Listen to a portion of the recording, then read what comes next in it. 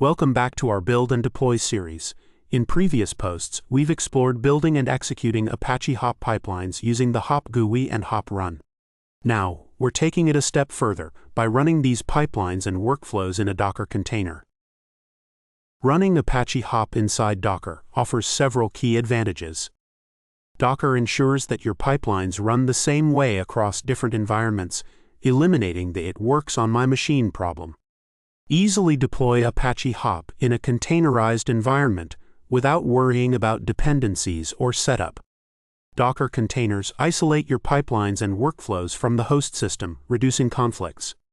Perfect for integrating with CI/CD pipelines or deploying in cloud environments. Before we begin, make sure you have the following. No matter your operating system, Apache Hop should be up and running. Ensure Docker is set up on your machine. Have your pipelines and workflows like my Hop project prepared. In our case, we will use the same workflow created in Build and Deploy 2. To run your pipelines and workflows in Docker, you can pull the official Apache Hop image from Docker Hub. This sample command fetches the latest Apache Hop Docker image, which we'll use to run our pipelines and workflows. Let's start by running a pipeline. We'll run the pipeline created in the previous post, clean transform, using this command. We, for example, set the logging level to basic. Specify the path to the pipeline file. Map the project folder inside the container. Specify the project within Apache Hop. The environment configuration file to use.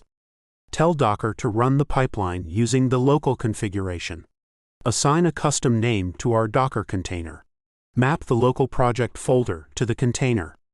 And specify the tag latest to run the latest Apache Hop image from Docker Hub. Now let's run the workflow we created in Build and Deploy 2. The workflow flights processing coordinates the sequential execution of two pipelines. To execute the workflow in Docker, use the following command. Point to the workflow file you want to run. The other flags remain the same as explained in Step 2. Some remarks. The option in the Docker run commands ensures that containers are removed after execution. This keeps your system clean by preventing the accumulation of stopped containers. Ensure that the local path matches your actual file structure. Misconfigured volume mapping could prevent the container from accessing required project files.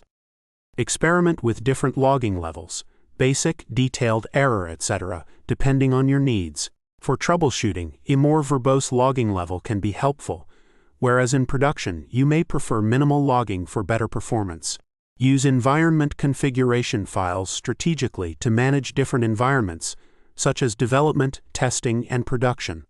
Ensure that the correct environment file is specified for each run to avoid misconfigurations.